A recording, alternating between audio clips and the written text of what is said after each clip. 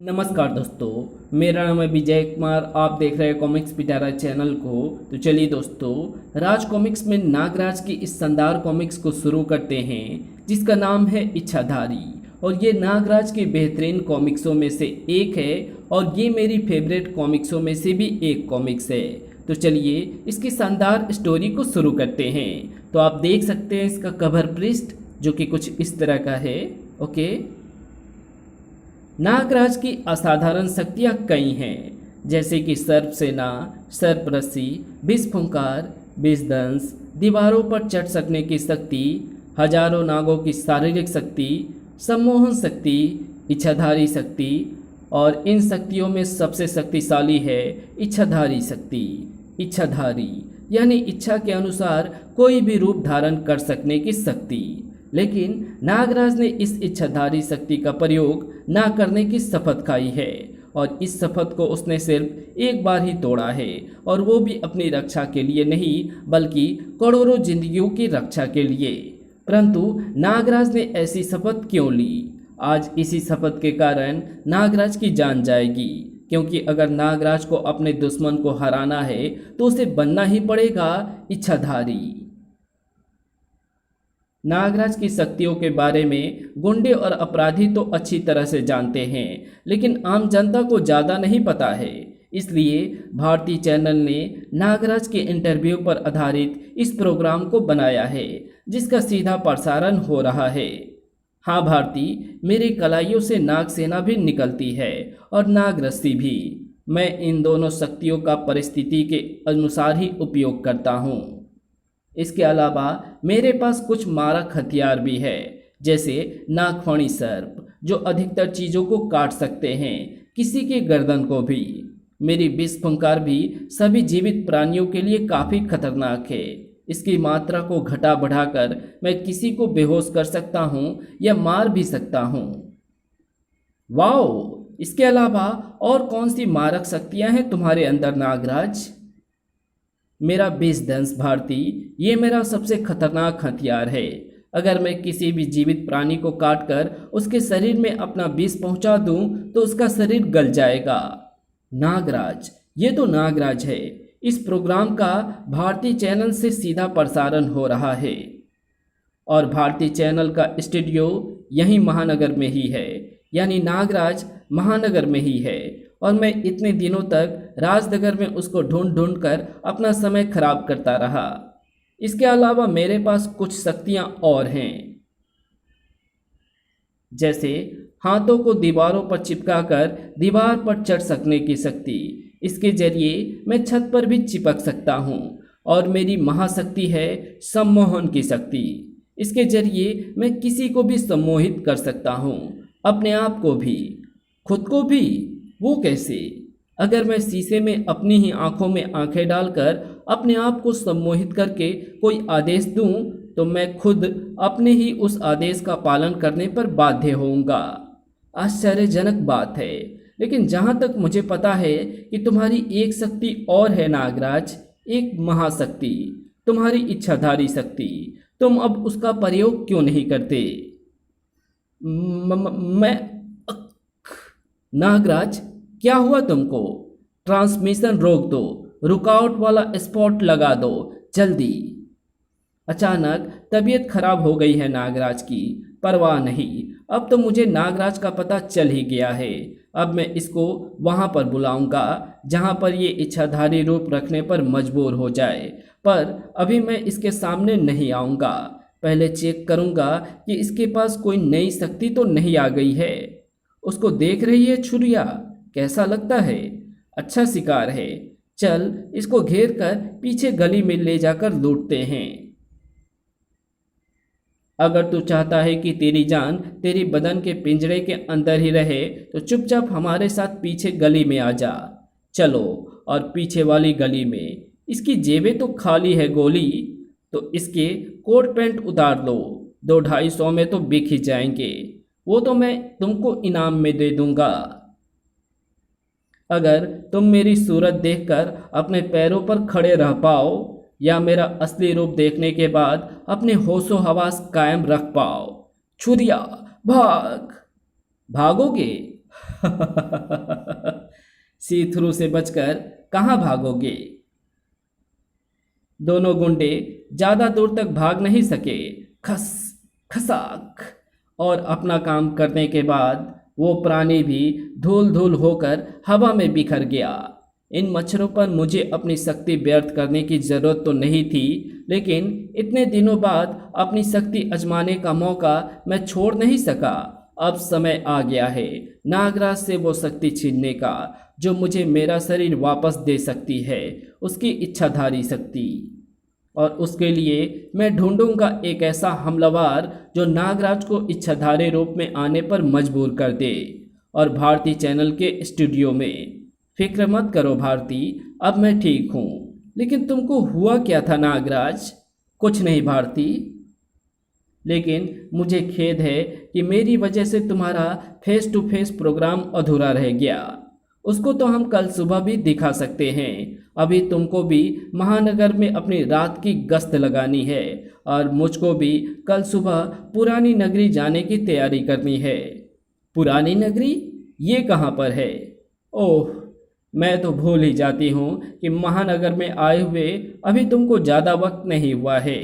महानगर की दक्षिणी सीमा से लगभग 5 किलोमीटर दूर पर एक बहुत बड़ा पथरीला इलाका है, चट्टानों से भरा हुआ। वहीं पर कुछ पुरातत्ववेताओं को लगभग 3000 साल पुरानी एक प्राचीन नगरी के खंडहर मिले हैं। उसी को पुरानी नगरी कहते हैं। हम उसी पुरानी नगरी पर एक फिल्म बना रहे हैं। थोड़ी सी शूटिंग बाकी है जो कल खत्म हो जाएगी। ओह, यानी वो वीरान जगह अब अच्छी खासी टूरिस्ट प्लेस बन गई है?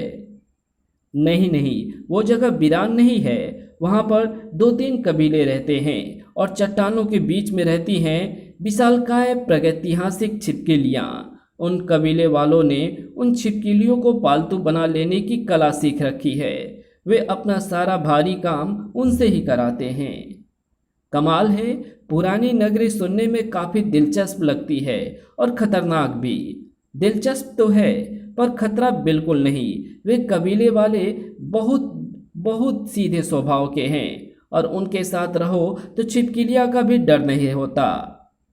पिछले 2 सालों में हजारों लोग पुरानी नगरी जा चुके हैं, लेकिन आज तक कोई दुर्घटना सुनने में नहीं आई। Okay Bharti, best of luck, कल सुबह मिलते हैं। Good night. नागराज को अगली सुबह भारती से मिलना तो था, लेकिन स्टूडियो में नहीं बल्कि किसी दूसरी जगह पर, क्योंकि अगली सुबह क्रिंग क्रिंग। ओफ, ये सुबह सुबह राज को कौन याद कर रहा है? ये फोन राज के लिए नहीं बल्कि नागराज के लिए था। है ओ नागराज, मैं भारती हूँ, पुरानी नगरी से अपने मोबाइल फ़ोन पर बोल रही हूँ। क्या हुआ भारती? हमको कुछ कबीले वालों ने बंधक बना लिया है और हमसे तुमको बुलाने को कहा है। मुझे? वे मेरे बारे में कैसे जान गए? पता नहीं, हम एक ऊंची चट्टान के ऊपर हैं। हमारी जीप ठीक चट्टान के बगल में खड़ी है। हमको उसी से तुमको उसी से हमारा पता, बस खत्म बात, खत्म। भारती, भारती। नागराज ने पुरानी नगरी की तरफ रवाना होने में पल भी व्यर्थ नहीं किया। भारती मुसीबत में है, मुझे तुरंत पुरानी नगरी पहुंचना होगा, लेकिन रास्ते में मुझे पुलिस को सूचित करते हुए जाना चाहिए। शायद कबीले वालों के खिलाफ मुझे उनकी मदद की जरूरत पड़ जाए। नागराज पुलिस को सूचित करता हुआ शीघ्र ही पुरानी नगरी पहुंच गया। पुरानी नगरी तो यही लगती है। अब उस ऊंची चट्टान की तलाश की जाए जिसके पास भारतीय कम्युनिकेशन की जीप खड़ी है। ये रही वो चट्टान। ओह, ये तो अद्भुत चट्टान है। इस पर चढ़ पाना असंभव है। इस पर वे कबीले वाले भारती को लेकर चढ़े कैसे होंगे? खैर, अच्छा हुआ कि भारती ने पुलिस के बजाय मुझे बुलाया, क्योंकि मेरे लिए इस चट्टान पर चुपचाप ऊपर चढ़ना बाएं हाथ का काम है। दीवारों पर हाथ जमाकर चढ़ लेने वाला नागराज चट्टान पर चिपककर ऊपर चढ़ने लगा, और इससे पहले कि आदिवासियों को भनक भी लग पाती, नागराज उन पर टूट पड़ा था। धड़ाक। कबीले वालों ने जवाबी हमला तो जरूर किया, लेकिन वे हमले नागराज पर बेअसर थे। धाड़! लेकिन नागराज के वार आदिवासियों को चित करने के लिए काफी थे। कुछ ही देर में सारे पहरेदार बेहोश पड़े हुए थे। नागराज, भारती, तुम तो कहती थी कि ये कबीले वाले बड़े भले हैं, फिर इन लोगों ने तुमको बंधक क्यों बनाया? ये कह रहे थे कि इनको देवता ने कहा है कि हमको पकड़कर नागराज को बुलाओ। देवता ने? कैसा देवता? देवता जिसका सिर्फ सिर दिखता है, आदमी की खोपड़ी जैसा सिर। देवता का हुलिया सुनते ही नागराज की आंखें सिकुड़ गई। सिर्फ सिर वाला देवता? ओह, पर ये आदिवासी और तुम लोग ऊपर कैसे चढ़े? इस चट्टान पर तो चढ़ पाना असंभव काम है। हमारे लिए होगा नागराज, लेकिन उन प्रागैतिहासिक छिपकलियों के लिए नहीं जो इन चट्टानों के ऊपर ही रहती हैं। ये कबीले वाले उन छिपकलियों को सधा सकते हैं। ये आदिवासी हमको एक ऐसी ही छिपकली के ऊपर बैठाकर यहाँ तक लाए हैं।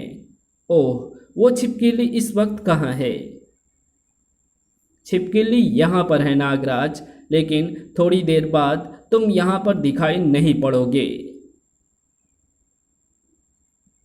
हे देवकालजयी, ये तो हार्नट टोड है, एक खतरनाक छिपकली, और साथ ही साथ ये विशालकाय भी है, और ये मुझ पर ही हमला करने आ रही है। भारती, पीछे हो जाओ, मैं इससे निपटता हूँ। ये एक ट्रेन छिपकली है, यानी अगर इसके ट्रेनर को मैं रास्ते से हटा दूँ तो इस छिपकली को इशारा देने वाला कोई नहीं रह जाएगा। तड़ाक! अब ये छिपकली च्यों! ओह, इस पर तो ट्रेनर के बेहोश होने का कोई असर नहीं हुआ। शायद इसको मुझ पर हमला करने के लिए पहले से ही ट्रेंड किया जा चुका है। अब मुझे पलटकर इस पर हमला करना ही होगा। फूं! मेरी विष फुंकार का इस पर कोई खास असर होता नहीं दिख रहा है। ये छिपकली खुद भी जहरीली होती है, इसलिए इस पर मेरे विष का असर एक विषहीन प्राणी की तुलना में देर से होगा, और तब तक इसका भारी पंजा मेरी खोपड़ी को तोड़कर मुझे यहाँ से तो क्या, इस दुनिया से ही रुखसत कर देगा। सर्प सेना का प्रयोग करना पड़ेगा। जैसी उम्मीद थी मुझे वैसा ही हुआ। मेरी नाग सेना इसके कटीले शरीर का सामना कर पाने में असमर्थ है, इसलिए अब मुझे भी सहारा लेना होगा अपने कटीले हथियारों का, यानी नागफणी सर्पों का, जिसके कटीले शरीर इस छिपकली के शरीर को छलनी छलनी कर देंगे। लेकिन नागराज की ये उम्मीद भी पानी के बुलबुले की तरह तुरंत खत्म हो गई। नागफणी सर्प हार्नट टोड के शरीर पर हल्की खराशे डालने के अलावा और कुछ न कर पाए। मेरी शक्तियाँ बहुत तेजी से खत्म हो रही है।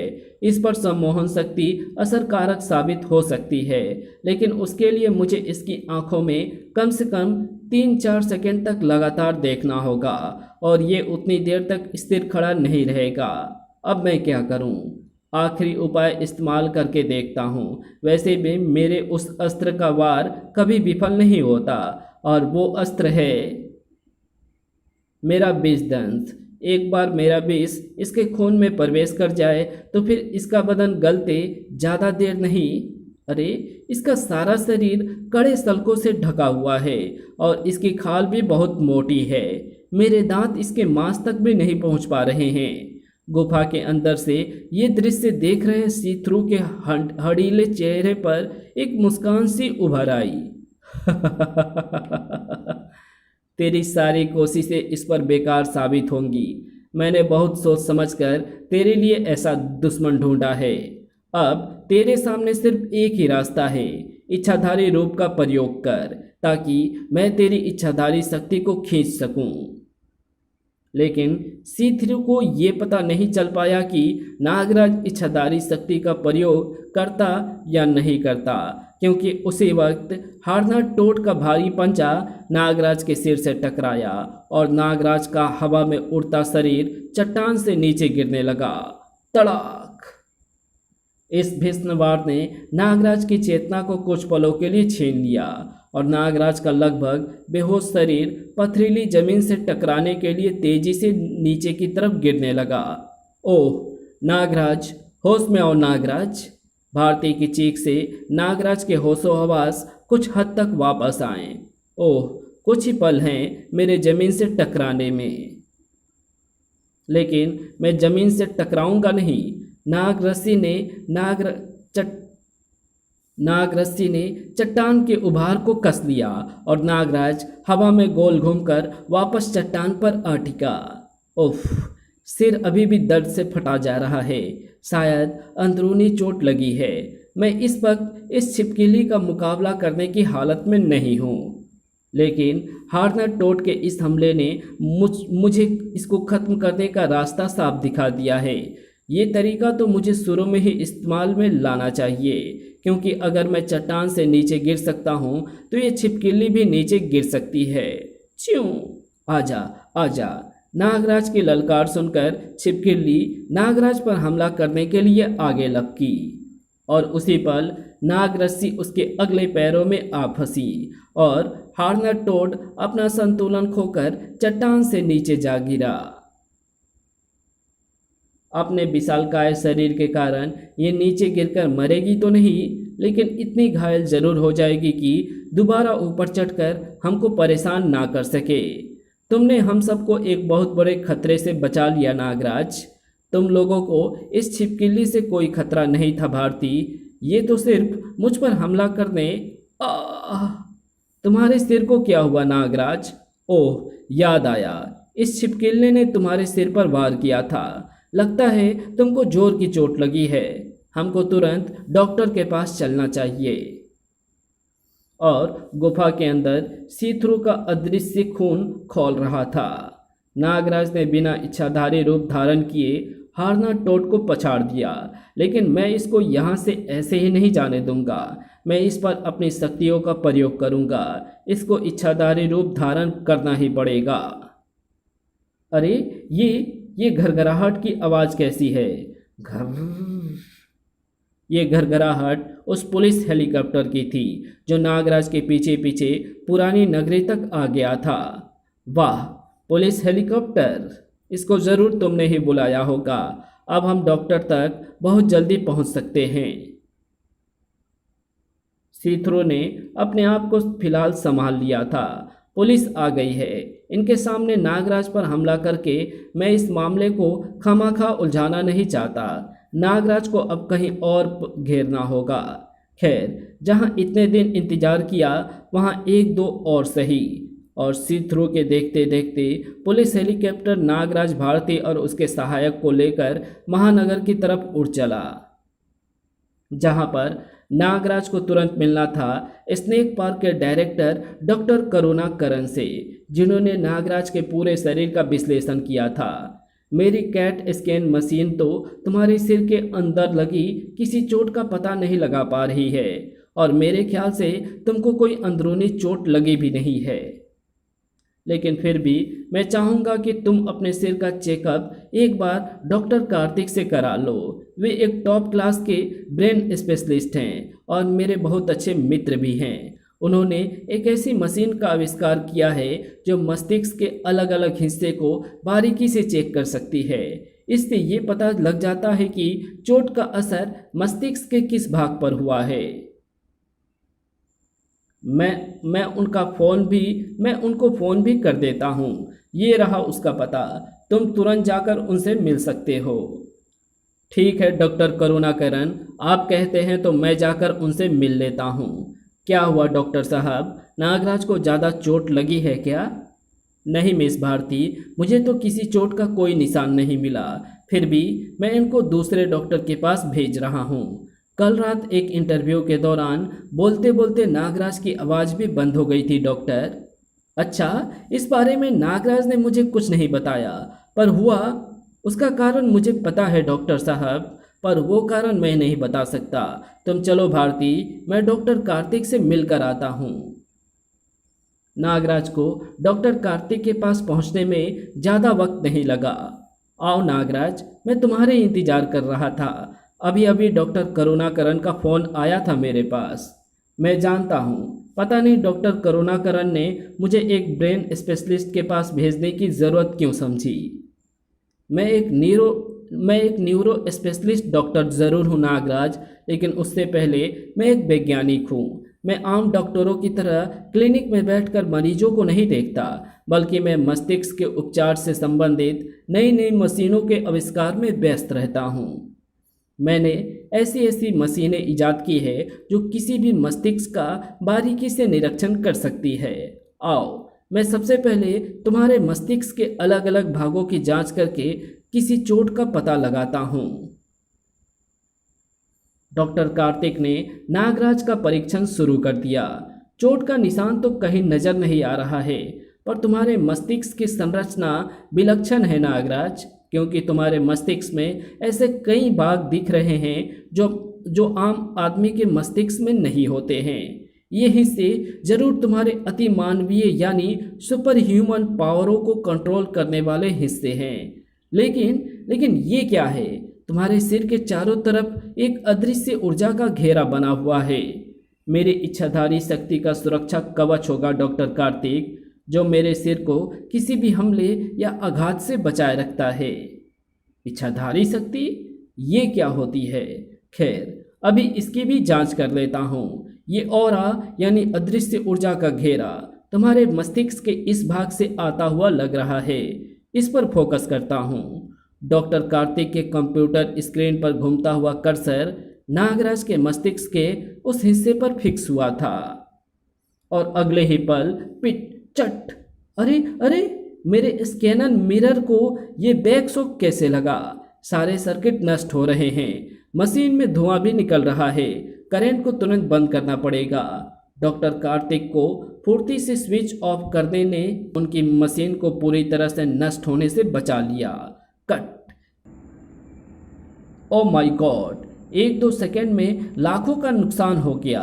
लेकिन ये बैक शॉक मशीन में लगा कैसे?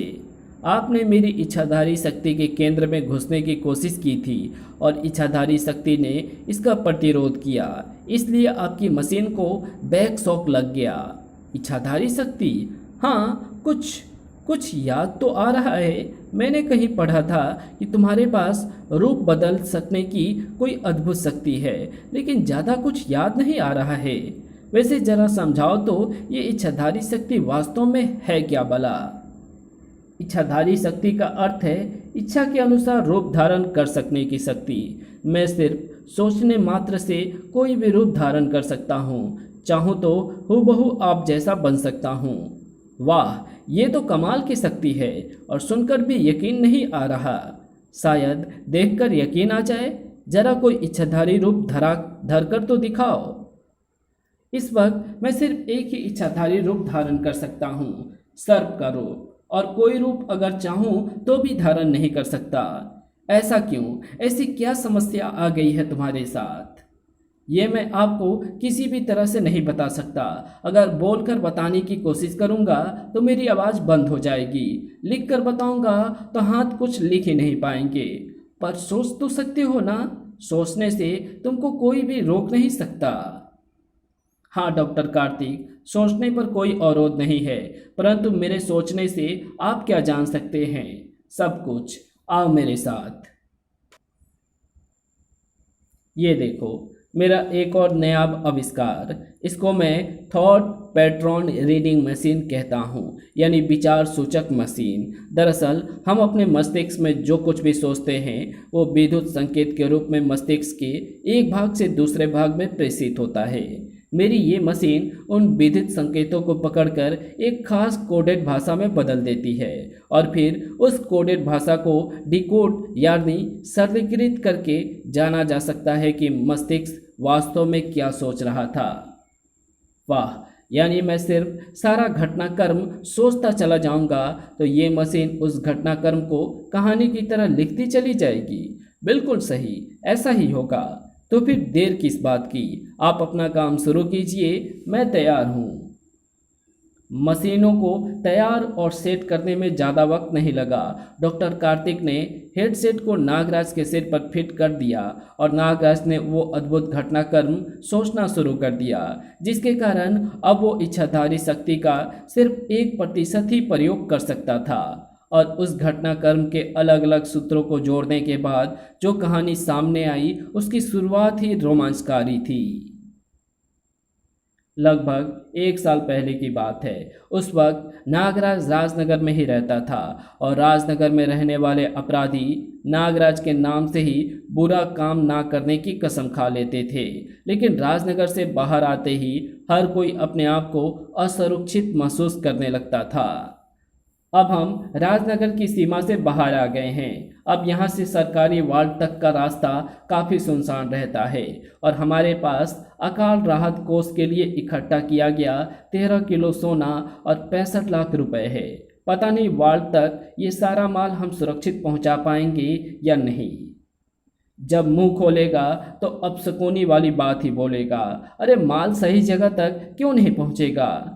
एक तो किसी को पता नहीं है कि ये माल इस वक्त हम इस रास्ते पे ले जा रहे हैं और दूसरी हमारे साथ इतनी सिक्योरिटी है कि कोई आंख उठाकर देखने से पहले अपनी आंखें फोड़ लेगा। तभी भड़ाक धड़ाक ताड़। राजन, सिक्योरिटी वाले कहीं नजर क्यों नहीं आ रहे हैं? साइड व्यू मिरर से नज़र हटाकर अगर ड्राइवर सामने ध्यान से देखता तो उसको पता चल जाता कि सिक्योरिटी गार्ड्स नज़र क्यों नहीं आ रहे थे। तड़ एक झटके से वैन कहीं पटखनी खाती चली गई। बेहोश होने से पहले दोनों गार्ड्स उस बला की शक्ल तक नहीं देख पाए जिसने वैन को पलटने के बाद उसके स्ट्रॉन्ग बॉक्स को टीन के डब्बे की तरह खोल दिया। धड़ाक। परंतु सुरक्षा व्यवस्था की आखिरी कड़ी अभी बाकी थी। ताड़। आतंकवाद का दुश्मन नागराज वैन के अंदर ही मौजूद था। मुझे तो ये आभास था कि लुटेरे इस वैन पर हमला कर सकते हैं, इसलिए मैं इस वैन के साथ साथ आया था। लेकिन मुझे ये ख्याल सपने में भी नहीं आया था कि लुटेरा ऐसा भी हो सकता है। नागराज ने उस प्राणी को नाग बंधनों में जकड़ने की कोशिश की, लेकिन वे सारे नाग आरी जैसे दांतों तले बलि चढ़ गए। कच कच। ये प्राणी खतरनाक भी है और फुर्तीला भी। इसको अपने पर हमला करने का मौका देना आत्महत्या करने जैसा होगा। मैं इस पर अपनी विष फुंकार की भारी मात्रा का प्रयोग करता हूँ जो किसी भी जीवित प्राणी को 1 सेकंड से भी कम समय में बेहोश कर सकती है। और उसके बाद मैं इसको भेजने वाले को इसने तो मेरी विष फुंकार पर ध्यान तक नहीं दिया। पर यह कैसे संभव है? ऐसा तो सिर्फ तभी संभव है जब या तो ये प्राणी सांस ना लेता हो या फिर ये प्राणी जीवित ही ना हो।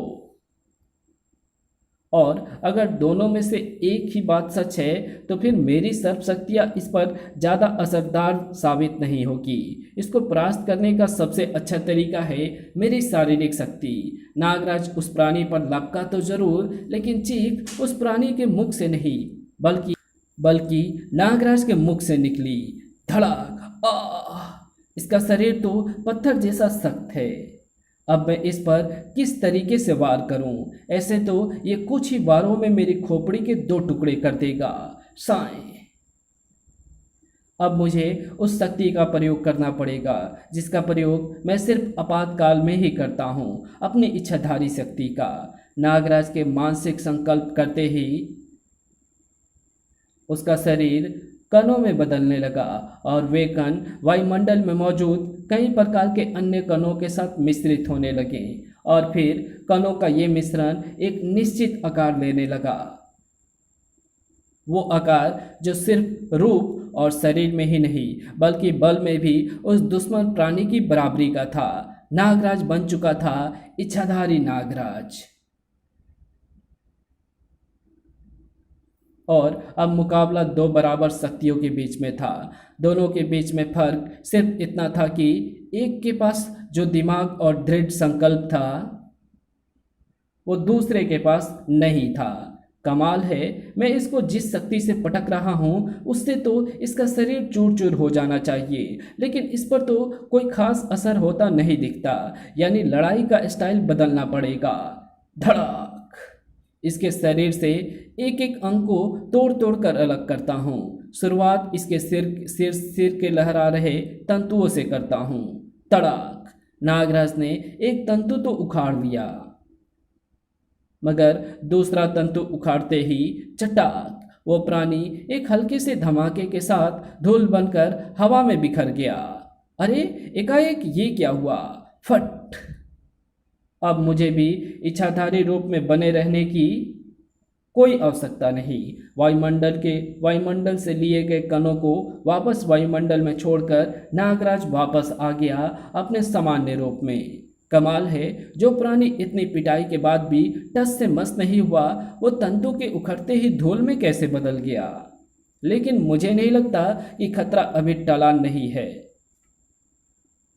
लेकिन मुझे लगता है कि खतरा अभी टला नहीं है, क्योंकि ये प्राणी तो लुटेरा हो ही नहीं सकता। असली लुटेरा वो है जिसने इस प्राणी को वैन लूटने भेजा था, और उसने अगर एक हमला किया है तो असफल हो जाने पर दूसरा हमला भी जरूर करेगा। परंतु वो लुटेरा है कहाँ? कहीं नजर क्यों नहीं आ रहा? नागराज की चारों तरफ घूमती नजरें कुछ भी ढूंढ नहीं पाई। कौन है वो लुटेरा जो इस वैन का पैसा लूटना चाहता है?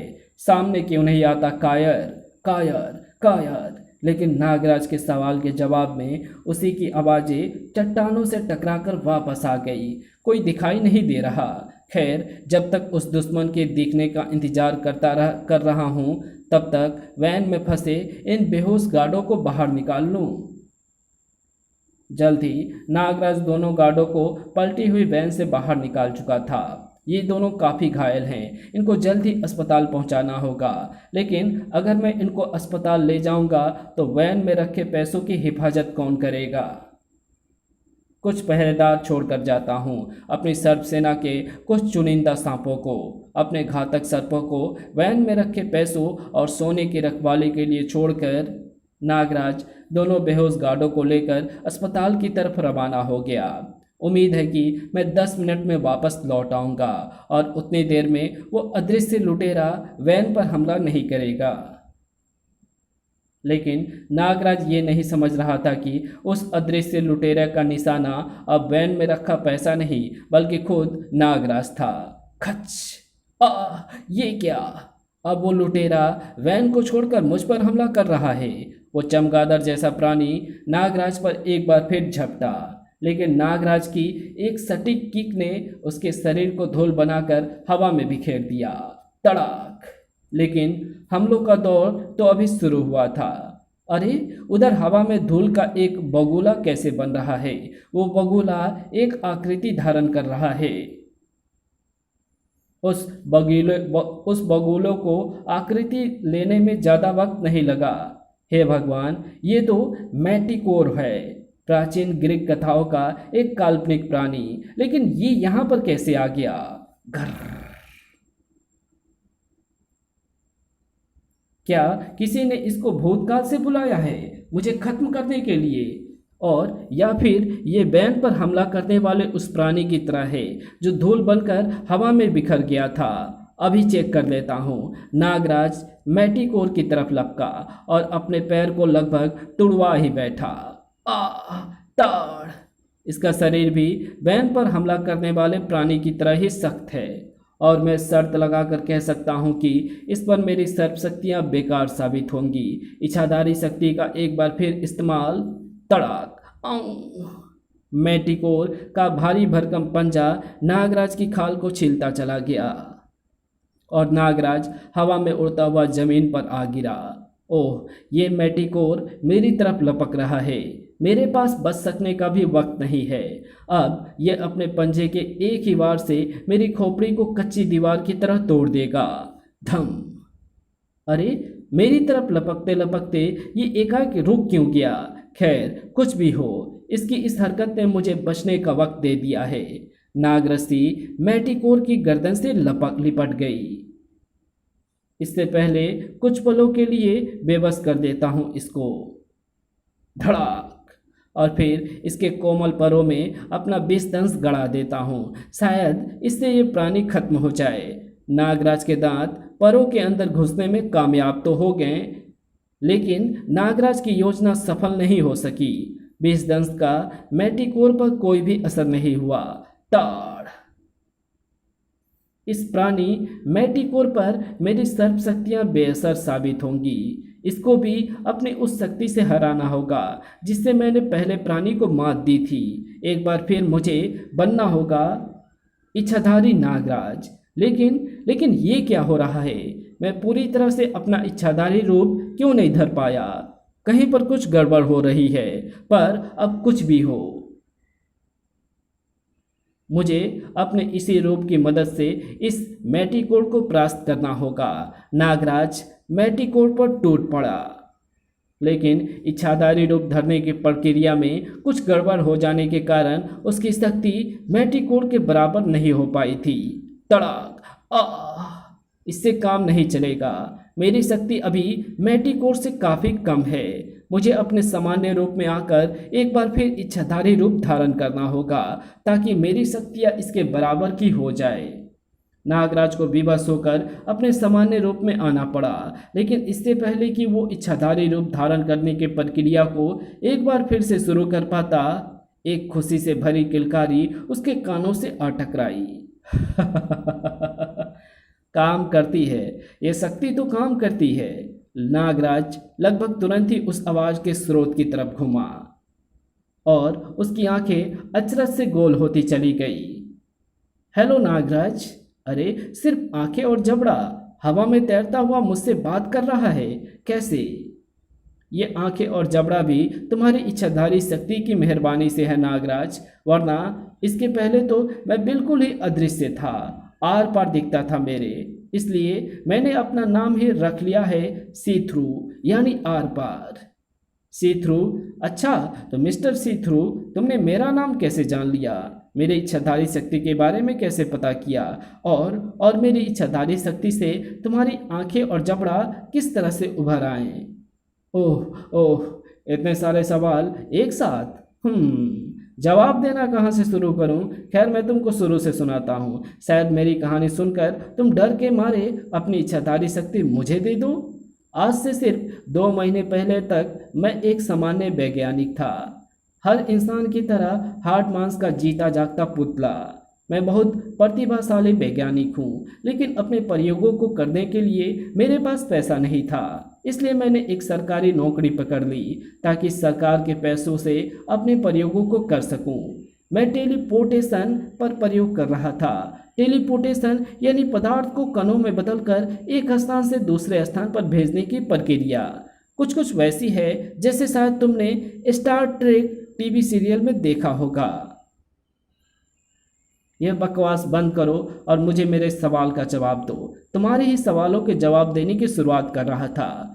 सरकारी लेबोरेटरी में मैंने गुप्त रूप से प्रयोग करके अपने पर्सनल लैब में दो टेलीपोर्टेशन चैम्बर बनाए। एक ट्रांसमिटिंग चैम्बर यानी पदार्थ भेजने वाला और दूसरा रिसीविंग चैम्बर यानी पदार्थ ग्रहण करने वाला। अब मैं एक ऐतिहासिक प्रयोग के लिए तैयार था। अपने चैम्बरों की टेस्टिंग के लिए मैंने पहले लोहे के एक टुकड़े को ट्रांसमिटिंग चैम्बर में रखा। वो टुकड़ा सफलतापूर्वक रिसीविंग चैम्बर में ट्रांसमिट हो गया। मेरे चैम्बर सफलतापूर्वक काम कर रहे थे। अब मुझे इनकी टेस्टिंग किसी जीवित वस्तु पर करनी थी। मैंने आसपास देखा, कहीं पर एक तिलचट्टा या मक्खी तक नजर नहीं आ रही थी। मुझसे और सब्र नहीं हो सकता था। मैं खुद ही ट्रांसमिटिंग चैम्बर में घुस गया। मशीन चालू हो गई। कर्रर्र। मेरा शरीर कणों में बदल गया और यहीं से सारी गड़बड़ शुरू हो गई। मैंने सरकारी मशीनों पर ज़रूरत से ज़्यादा भरोसा कर लिया था। मेरा टेलीपोर्टेशन सिस्टम जीवित वस्तुओं को ट्रांसमिट करने का दबाव सह नहीं पाया। उसने मुझे कणों में तो बदल दिया, पर मुझे ट्रांसमिट नहीं कर पाया।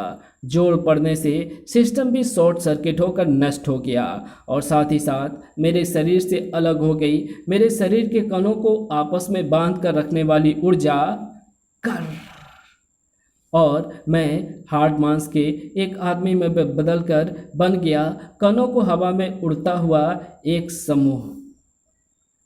मेरे सोचने समझने की क्षमता तो बरकरार थी, लेकिन मैं बन गया था सी थ्रू, आर पार दिखने वाला इंसान। इस बदले हुए रूप से मुझे नुकसान तो हुआ ही हुआ, लेकिन फायदा भी हुआ। अब मैं अपने शरीर की खुली अणु ऊर्जा का इस्तेमाल वातावरण में तैर रहे धूल और गैस के विभिन्न कणों को कोई भी मनचाहा रूप देने में कर सकता था और फिर इस प्रकार से निर्मित प्राणी को अपनी खुली मानसिक तरंगों के जरिए एक जीवित प्राणी की तरह चला फिरा सकता था।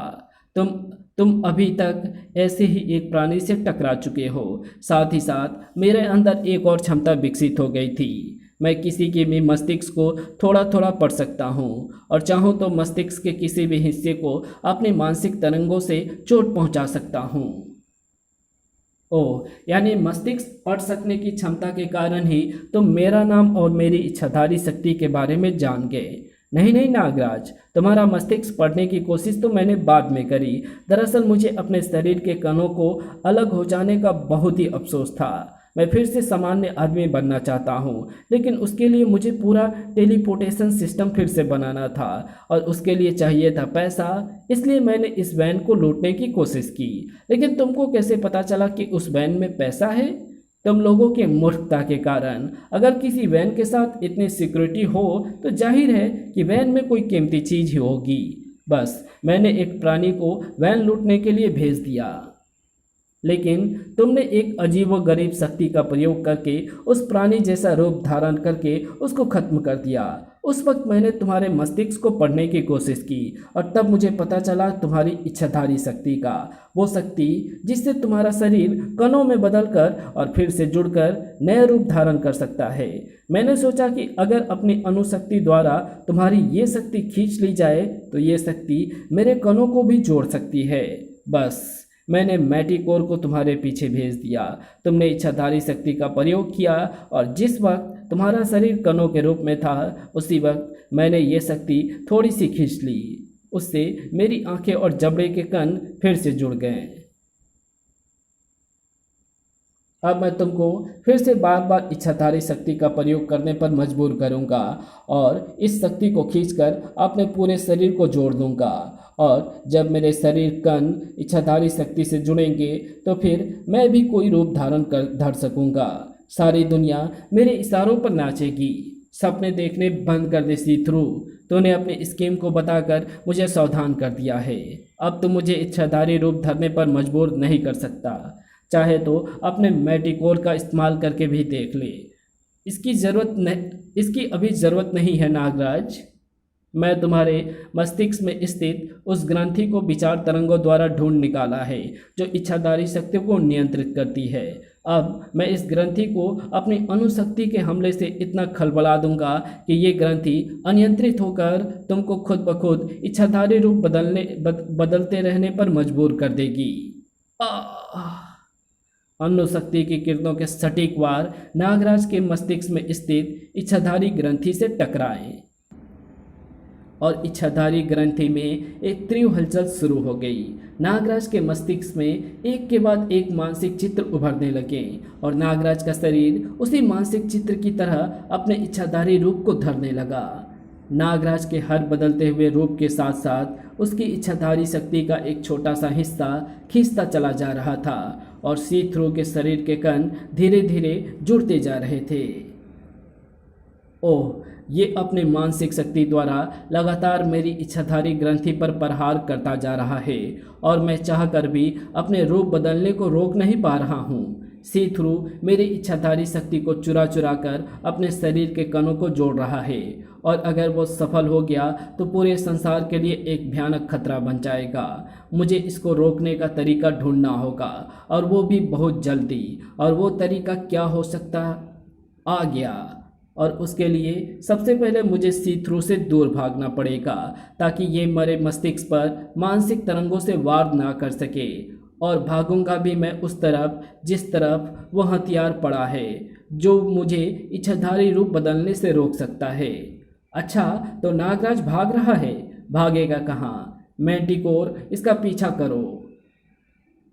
नागराज बेकार ही नहीं भाग रहा था। उसके दिमाग में एक योजना जन्म ले चुकी थी। ये रही वो पलटी हुई वैन। यहीं पर कहीं आसपास वो चीज़ होनी चाहिए जिसकी मुझे तलाश है। नागराज को अपने मतलब की चीज़ ढूंढने में ज़्यादा वक्त नहीं लगा। ये रही वो चीज़ जिसकी मुझे तलाश थी। वैन का साइड व्यू मिरर यानी शीशा। अब इसमें मैं अपनी आंखों में देखकर खुद को ही सम्मोहित कर सकता हूँ। अपने आप को आदेश दे सकता हूँ कि इच्छाधारी शक्ति के केंद्र को बंद कर दे। नागराज की आईने से झांकती आंखें नागराज की आंखों से टकराई। उन आंखों से सम्मोहन की एक तीव्र लहर निकलकर नागराज को खुद ही सम्मोहित करने लगी और नागराज की हवा में गूंजती आवाज उसी को आदेश देने लगी। अब से यानी इसी क्षण से मैं अपनी इच्छाधारी शक्ति का प्रयोग सिर्फ सर्प रूप के अलावा और कोई रूप धारण करने में नहीं कर सकूंगा और इस आदेश को मैं खुद भी नहीं काट पाऊंगा और ना ही कोई और काट पाएगा, क्योंकि इस राज को मैं किसी को किसी भी तरह से नहीं बता पाऊंगा। मेरी इच्छाधारी शक्ति का केंद्र अब अपने अंदर घुसने वाली किसी भी शक्ति का प्रतिरोध खुद करेगा। यह आदेश हमेशा के लिए है। अब मैंने अपने आप को सिर्फ सर्प रूप धारण कर सकने के लिए आज़ाद रखा है और वो भी सिर्फ इसलिए ताकि मैं नागद्वीप के अन्य सर्प मानवों के साथ जरूरत पड़ने पर सर्प रूप में रह सकूं। अब देखता हूं कि सी थ्रू मुझको इच्छाधारी शक्ति का प्रयोग करने पर किस तरह से मजबूर कर सकता है। सी थ्रू का वो तरीका नागराज के ठीक पीछे पहुंच चुका था और नागराज को इच्छाधारी रूप में बदलने के लिए मजबूर करने की प्रक्रिया शुरू हो गई। तड़ाक! ओह! सी थ्रू ने मैटिकोर को मुझ पर हमला करने के लिए भेज दिया है। अब मेरे सामने एक बहुत बड़ी समस्या खड़ी हो गई है। इसको बगैर इच्छाधारी रूप धरे खत्म नहीं किया जा सकता और इच्छाधारी रूप मैं अब धारण नहीं कर सकता। इस तरह की बेमेल लड़ाई का तो एक ही नतीजा निकल सकता है, मेरी मौत। इसको और मारो मैटिकोर, इसको इच्छाधारी रूप धरने पर मजबूर करो। सी थ्रू को अब तक पता नहीं है कि मैं इच्छाधारी रूप धारण नहीं कर सकता, इसलिए ये मैटिकोर से तब तक मुझ पर कोई घातक हमला नहीं कराएगा जब तक मैं इच्छाधारी रूप नहीं धरता, क्योंकि सी थ्रू का इरादा मुझे मारना नहीं बल्कि मुझे इच्छाधारी रूप धरने पर मजबूर करना है। और इससे मुझे ये सोचने का समय मिल जाएगा कि मैं मैटिकोर को कैसे खत्म कर सकूं। नागराज को तरीका सोचने में ज़्यादा वक्त नहीं लगा। ये मैटिकोर धूल और गैस कणों से बना प्राणी है और इसकी जान है सी थ्रू की मानसिक तरंगे। अब इसकी जान निकालने का एक ही तरीका है, इसका सी थ्रू की मानसिक तरंगों से संपर्क तोड़ दिया जाए। वैन लूटने वाले जिस प्राणी से मैं लड़ा था उसको मैंने उसके तंतुओं को तोड़कर खत्म किया था। तंतु के टूटते ही वो धूल बनकर हवा में बिखर गया था। तंतु जरूर किसी किस्म का एंटीना रहा होगा जो सी थ्रू के मानसिक संकेत को ग्रहण कर रहा था। इस मैटिकोर के माथे पर लगा सींग भी उसी किस्म का एंटीना लग रहा है। अगर मैं इसको तोड़ दूं तो मैटिकोर को भी धूल बनकर खत्म हो जाना चाहिए। खैर, इस थ्योरी को अभी चेक कर लेता हूँ। नागराज की कलाई से अधिकतर चीज़ों को काट सकने वाली नागफनी सर्प निकलकर मैटिकोर की तरफ लपके और मैटिकोर के माथे पर उभरा सिंह कटकर अलग हो गया। खच! सिंह के अलग होते ही नतीजा तुरंत सामने आ गया। नागराज को सोचना ठीक था। सिंह के कटते ही मैटिकोर का शरीर धूल में परिवर्तित हो गया। ओह, तूने मैटिकोर को बगैर इच्छाधारी रूप धरे नष्ट कर दिया। यानी तू जान गया है कि मेरे द्वारा बनाए गए धूल की जीवों में एक कांटेक्ट पॉइंट होता है जिसको नष्ट कर देने से मुझसे उनका मानसिक संपर्क टूट जाता है और वे नष्ट हो जाते हैं। इसलिए अब तुझ पर धूल के जीवों से हमला करवाने का कोई मतलब नहीं है। मैं फिर से तेरी इच्छाधारी ग्रंथि पर हमला करता हूँ। सी थ्रू ने एक बार फिर अपनी मानसिक तरंगों द्वारा नागराज के मस्तिष्क में स्थित इच्छाधारी शक्ति की ग्रंथि पर हमला किया, लेकिन इस बार इच्छाधारी ग्रंथि को किसी भी बाहरी शक्ति के हमले से स्वयं बचाव करने के लिए नागराज को आदेश मिल चुका था। इच्छाधारी शक्ति ने बाहरी हमले से बचाव के लिए एक शक्तिशाली अवरोध खड़ा कर दिया और सी थ्रू को अपने ही मानसिक तरंगों का एक तेज बैक शॉक लगा। हवा में उड़ता हुआ सी थ्रू ना जाने कहाँ जाकर गिरा, ये तुम खुद भी नहीं देख पाए। उसके बाद सी थ्रू का कुछ पता ही नहीं चला। अच्छा, तो ये थी तुम्हारी इच्छाधारी शक्ति की कहानी। शक्ति होते हुए भी तुम उसका प्रयोग नहीं कर सकते। कमाल की कहानी थी नागराज। सी थ्रू जैसे अद्भुत आदमी भी हो सकता है, ऐसा तो मैंने पहले कभी नहीं सोचा भी नहीं था। लेकिन इससे पहले ये कहानी किसी को पता क्यों नहीं चली? मेरे अलावा किसी को भी ये कहानी पता नहीं थी डॉक्टर कार्तिक, और मैं किसी को यह कहानी बता नहीं सकता था, क्योंकि इस कहानी के साथ मेरी इच्छाधारी शक्ति के गुम होने का भी जिक्र आता है। और मेरा हिप्नोटिक ऑर्डर मुझे इसको बताने की इजाज़त नहीं देता। नागराज इस बात से अनजान था कि सी थ्रू उसका पीछा करता हुआ डॉक्टर कार्तिक की प्रयोगशाला तक पहुंच चुका था। ये मैं क्या सुन रहा हूँ? नागराज की इच्छाधारी शक्ति कहीं गुम हो गई है? यानी अब ये मेरे किसी काम का नहीं रहा। खैर, अभी तो कोई ज़रूरी काम है नहीं, क्यों ना यहीं पर रुककर इन दोनों की बातचीत ही सुनी जाए। सी थ्रू को तुम्हारे हिप्नोटिक ऑर्डर के बारे में नहीं पता था नागराज, फिर भी उसने तुम पर फिर कभी हमला क्यों नहीं किया? ऐसा क्यों? इस घटना के बाद मैं किसी एक स्थान पर रुका ही नहीं। पहले अपने सपनों के दिखने वाले मंदिर की तलाश में भटकता रहा और फिर महानगर में आकर बस गया। सी थ्रू ने मुझे तलाश करने की कोशिश तो जरूर की होगी, पर मैं उसे महानगर में मिला नहीं होऊंगा। लेकिन अब मुझे लग रहा है कि सी थ्रू ने मुझे ढूंढ निकाला है। विशालकाय छिपकलियों को साधने वाले कबीलियों ने मुझे बताया था कि एक देवता ने उसको ऐसा करने को कहा था। देवता जिसकी सिर्फ खोपड़ी नजर आ रही थी। ये हुलिया सी थ्रू के अलावा और किसी का हो ही नहीं सकता।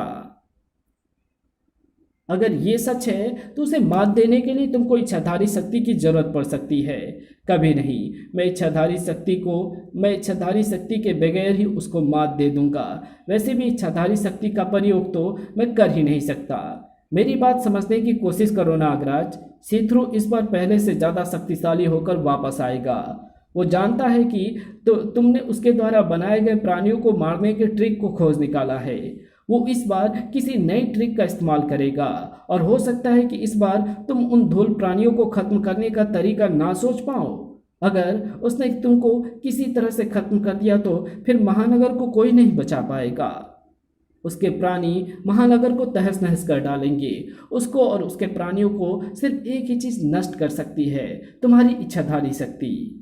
आपके तर्क में दम तो लगता है डॉक्टर, लेकिन मैं तो चाहकर भी इच्छाधारी शक्ति का प्रयोग नहीं कर सकता। मैं अपनी मशीनों के जरिए तुम्हारे हिप्नोटिक ऑर्डर को काट सकता हूँ नागराज। उसके बाद तुम इच्छाधारी शक्ति का प्रयोग करने के लिए आज़ाद होगे। लेकिन अगर सी थ्रू ने मानसिक तरंगों द्वारा मेरी इच्छाधारी ग्रंथि पर हमला करके फिर से मुझे बार बार इच्छाधारी रूप धरने पर विवश कर दिया तो क्या होगा? चिंता मत करो नागराज, मैं ऐसा नहीं होने दूंगा। मैं तुम्हारे मस्तिष्क के इच्छाधारी हिस्से में एक ऐसा मानसिक अवरोध लगा दूंगा जो किसी बाहरी मानसिक संकेतों को रोक लेगा, लेकिन अंदर से यानी तुम्हारी ही मस्तिष्क से आने वाले मानसिक संकेतों को रोक नहीं पाएगा। दूसरे शब्दों में कहा जाए कि तुम जब चाहोगे इच्छाधारी रूप धारण कर सकोगे, लेकिन कोई दूसरा तुमको इच्छाधारी रूप धरने पर मजबूर नहीं कर सकेगा। अगर ऐसा हो सकता है तो फिर इंतजार क्यों? चलिए, मैं तैयार हूँ। सारे काम अपने आप आसान होते जा रहे हैं। कोई देखे तो यही समझेगा कि यह डॉक्टर कार्तिक मेरे लिए काम कर रहा है। नागराज के हिप्नोटिक ऑर्डर को मिटाने का काम शुरू हो गया था, और कुछ ही सेकंडों के बाद नागराज अपने ही हिप्नोटिक कंट्रोल से आज़ाद हो गया था। मुझे तो अपने अंदर कोई बदलाव महसूस नहीं हो रहा है डॉक्टर कार्तिक। आपको पक्का यकीन है कि मेरा हिप्नोटिक ऑर्डर खत्म हो गया है? बिल्कुल नागराज, चाहो तो तुम किसी भी इच्छाधारी रूप में बदल कर देख सकते हो। अभी चेक करता हूँ। वैसे भी आप मुझे इच्छाधारी रूप में बदलते हुए देखना चाहते थे। मैं आपको उसी मैंटिकोर के रूप में बदल कर दिखाता हूँ जिसकी कहानी मैं अभी आपको। ओह, क्या हुआ नागराज? फिर कुछ गड़बड़ हो रही है। मेरी इच्छाधारी शक्ति खींच रही है। मुझे वापस अपने सामान्य रूप में आना होगा। नागराज बहुत जल्दी अपने सामान्य रूप में वापस आ गया। मेरी इच्छाधारी शक्ति फिर से खींचती सी महसूस हो रही थी। इसका एक ही अर्थ हो सकता है, और वो ये कि सी थ्रू वापस आ गया है। तो एकदम ठीक समझा नागराज, और इस डॉक्टर कार्तिक ने तो ठीक समझा। सी थ्रू इस बार पहले से ज़्यादा शक्तिशाली होकर वापस आया है। अभी तो मैं कांच के पार से तेरी शक्ति खींचने की कोशिश कर रहा था, इसलिए मैं ज़्यादा शक्ति खींच नहीं पाया। जब लगभग 6 महीने पहले मेरी तुमसे मुठभेड़ हुई थी, तब मैंने तुरंत तुरंत अपने शरीर को खोया था, इसलिए मैं खुद अपनी शक्तियों के बारे में ज़्यादा जान नहीं पाया था। लेकिन मैं इन 6 महीनों में अपनी शक्तियों के बारे में अच्छी तरह जान गया हूँ, और उनके इस्तेमाल के बारे में भी। वैसे भी अगर तुम मुझे जल्दी भी मिल जाता तो भी कुछ फायदा नहीं होता, क्योंकि तब मैं तेरी इच्छाधारी ऊर्जा को चुरा नहीं पाता। अब डॉक्टर कार्तिक ने मेरा काम आसान कर दिया है। अब तेरे सामने दो ही रास्ते हैं, या तो इच्छाधारी शक्ति को लिए लिए मर जा, या फिर इच्छाधारी शक्ति मुझे चुपचाप दे दे, तब मैं शायद इनाम में तेरी जान बख्श दूँ। तुम्हें जो भी रास्ता पसंद हो चुन ले, क्योंकि दोनों ही सूरत में सी थ्रू इस दुनिया पर राज करेगा। तू मेरे हाथों पिटने के अलावा और कुछ भी नहीं करेगा सी थ्रू। वैसे अगर तू चुपचाप अपने आप को मेरे हवाले कर दे, तो मैं तेरे शरीर को वापस लाने के किसी उपाय के बारे में सोच सकता हूँ। बस बहुत हो गई बातें, अब तू देख सी थ्रू की शक्ति। पहले तो मैं अपनी अणुशक्ति से सिर्फ अणु को जोड़ पाता था, लेकिन अब मैं बड़े बड़े टुकड़ों को भी अपनी अणुशक्ति का इस्तेमाल करके जोड़ सकता हूँ। ले देख, अरे अरे ये क्या, ये तो मेरी लैब को तोड़ फोड़ रहा है। सी थ्रू की अणुशक्ति ने पहले तो डॉक्टर कार्तिक की लैब को तोड़ा, और फिर टूटे पुर्जे को एक नए और खतरनाक रूप में जोड़ने लगा। या ये मेरा नवीनतम निर्माण है नागराज, मैंने अभी अभी इसका नामकरण भी कर दिया है, डायनो स्पाइडर। ये मशीन पुर्जे और धूल एवं गैस के कणों का बना एक खतरनाक प्राणी है। अब या तो तू इच्छाधारी शक्ति के इस्तेमाल से इसको मारेगा, या खुद इसके हाथों से मरेगा। दोनों में से कुछ भी नहीं होगा सी थ्रू, क्योंकि मैं इसको बगैर इच्छाधारी रूप धरे ही खत्म कर दूंगा। तड़ाक। तुम शायद ये भूल रहे हो कि मैं ये रहस्य जानता हूं कि तुम इन प्राणियों को अपने मानसिक तरंगों से चलाते हो, साएं। और अगर इन प्राणियों और तुम्हारी मानसिक तरंगों का कांटेक्ट पॉइंट नष्ट कर दिया जाए, तो ये प्राणी जीवित नहीं रह सकते हैं। तुम्हारे डायनो स्पाइडर के सिर में लगे सींग ही कांटेक्ट पॉइंट लगते हैं। इनको नष्ट करने से ये प्राणी भी नष्ट हो जाने चाहिए। लेकिन नागराज की ये उम्मीद गलत साबित हुई। इस पर तो सींग टूटने का कोई असर नहीं हुआ। शायद दूसरे सींग को तोड़ने से काम बने। ये भी कोशिश करके देख ले नागराज। तू क्या मुझे मूर्ख समझता है? मेरे द्वारा पहले बनाए गए प्राणी में से सिर्फ एक ही कांटेक्ट पॉइंट था, लेकिन इस प्राणी में मैंने पूरे 1 दर्जन कांटेक्ट पॉइंट दिए हैं। और जब तक तो इन सारे कांटेक्ट पॉइंटों को ढूंढ पाएगा, तब तक डायनो स्पाइडर तेरे शरीर से तेरी जान निकालने का रास्ता बना देगा। नागराज, अभी भी वक्त है। इच्छाधारी रूप में बदलकर अपनी जान बचा ले नागराज। कभी नहीं। मेरे इच्छाधारी रूप में बदलते ही तू अपनी इच्छाधारी ऊर्जा को चुराने की कोशिश करेगा। सी थ्रू, तू ऐसे ही दुनिया के लिए बड़ा खतरा है। इच्छाधारी बनकर तू एक बहुत बड़ा खतरा बन जाएगा। मेरी जान जाए या रहे, मैं तुझे इच्छाधारी शक्ति नहीं चुराने दूंगा। नागराज की गर्दन पर धीरे धीरे शिकंजा कसने लगा। सांस रुकने लगी, आंखें बाहर उबलने लगी, जीभ बाहर लटकने को बेताब होने लगी। लेकिन इससे पहले कि नागराज अपने बचाव में कोई दांव चलाता, डायनो स्पाइडर ने अपने आप ही शिकंजा ढीला कर दिया। तुझे मारना मेरा मकसद नहीं है नागराज, मुझे तो तुझे इच्छाधारी रूप में बदलवाना है। तो अपनी जान बचाने के लिए तो इच्छाधारी रूप कभी नहीं बनेगा।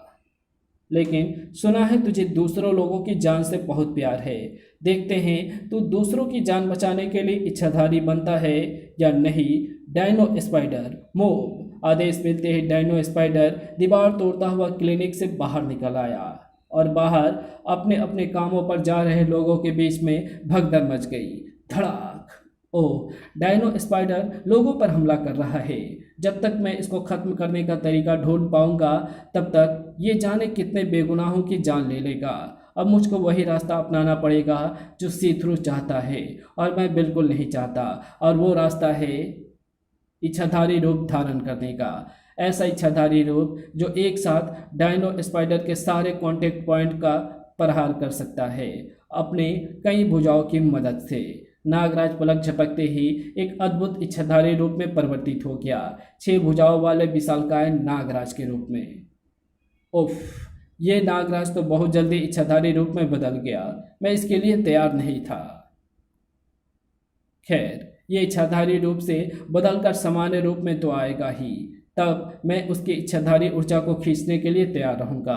अभी तो बिना टिकट का तमाशा देखा जाए, क्योंकि नागराज और डायनो स्पाइडर के बीच में एक रोमांचक मुठभेड़ होने वाली है। नागराज और डायनो स्पाइडर के बीच की मुठभेड़ रोमांचक तो जरूर थी, लेकिन संक्षिप्त भी थी। धम तड़ाक, क्योंकि नागराज की 6 विशालकाय भुजाओं के भीषण वार डायनो स्पाइडर के शरीर को हर जगह पर पीट रहे थे, और इन वारों के साथ साथ उसके शरीर से बने दर्जन भर कांटेक्ट पॉइंट एक एक करके नष्ट हो रहे थे। और आखिरी कांटेक्ट पॉइंट के नष्ट होते ही डायनो स्पाइडर का शरीर भी वापस मशीनी पुर्जी और धूल के गुब्बारे में परिवर्तित हो गया। नागराज के इच्छाधारी रूप का कार्य समाप्त हो गया, और इस खेल का सबसे खतरनाक हिस्सा यहीं से शुरू होने वाला था, क्योंकि अब नागराज को सामान्य रूप में कभी ना कभी तो आना ही था, और उसकी एक एक हरकत पर नजर गड़ाए हुए था सी थ्रू। ये मेरी इच्छाधारी शक्ति को खींचने के लिए एकदम तैयार खड़ा है, और इस विशालकाय रूप में मैं इससे छुप नहीं सकता। सिर्फ एक ही काम किया जा सकता है कि वो ये कि मैं फिर से इतनी तेज़ी से वापस सामान्य रूप में आ जाऊं कि सी थ्रू मुझे कणों में बदलने वाली हरकत को पकड़ ना सके। नागराज का इच्छाधारी शरीर बहुत तेज़ी से सामान्य में आने के लिए कणों में परिवर्तित हुआ, लेकिन उसकी ये चाल इस बार सफल ना हो सकी। सी थ्रू ने इन वक्त पर इच्छाधारी ऊर्जा को खींचना शुरू कर दिया।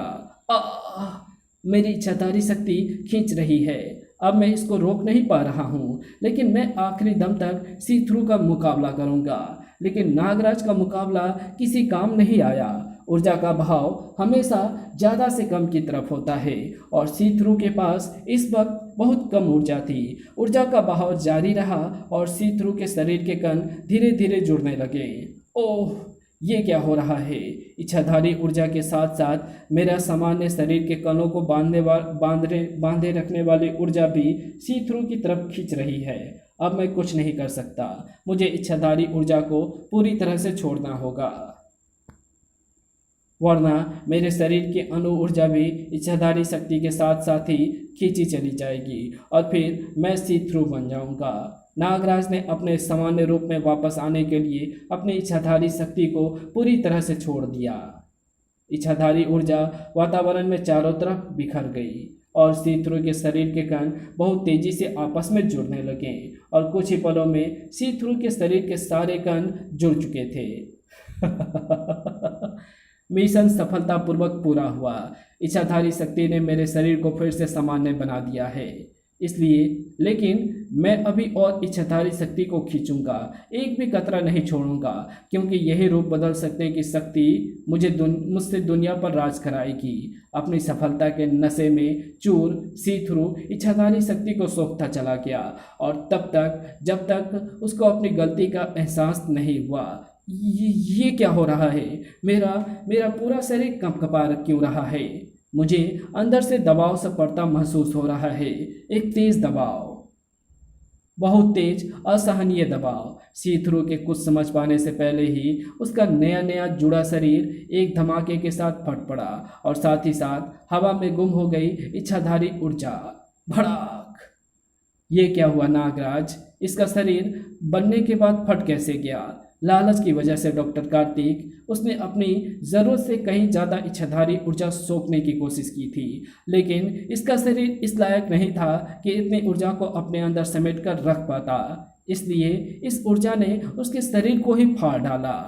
ओह, जैसे 220 वोल्ट के बल्ब में अगर 440 वोल्ट का करंट दौड़ा दिया जाए तो वो फ्यूज हो जाता है, लेकिन इस चक्कर में तुम्हारी इच्छाधारी शक्ति भी शायद गुम हो गई है, और वो भी मेरी गलती से।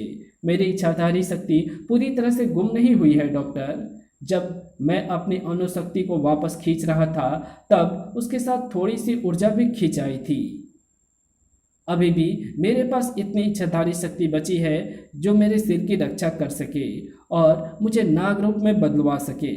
और जो इच्छाधारी शक्ति वातावरण में गुम हो गई है उसका पता भी एक ना एक दिन मैं ज़रूर लगा लूँगा। इसी के साथ ये कहानी यहीं समाप्त होती है। तो आपको ये वीडियो कैसी लगी? अगर आपको ये वीडियो अच्छी लगी हो तो इस वीडियो को लाइक शेयर कमेंट ज़रूर कर देना। चैनल पर नए हो तो चैनल को सब्सक्राइब कर ऑल नोटिफिकेशन को सिलेक्ट ज़रूर कर लेना और ये बिल्कुल फ्री है। मेरी गोद में नागद्वीप का नया सम्राट है नागराज, विसर्पी के पिता मणिराज का पुत्र, और इसका आधा पिता मैं हूँ। इसलिए अब नागपाशा नागद्वीप का सम्राट है भतीजे, और नागद्वीप के राजदंड की मंत्र शक्ति से अब मैं तुझे दूंगा मृत्युदंड। पिता की मौत के वर्षों बाद पैदा हुआ एक बालक सम्राट और उसका आधा पिता बन बैठा नागपाशा। राज कॉमिक्स पेश करते हैं नागद्वीप के राज परिवार के इन रहस्यों को खोलता हुआ एक विचित्र विशेषांक।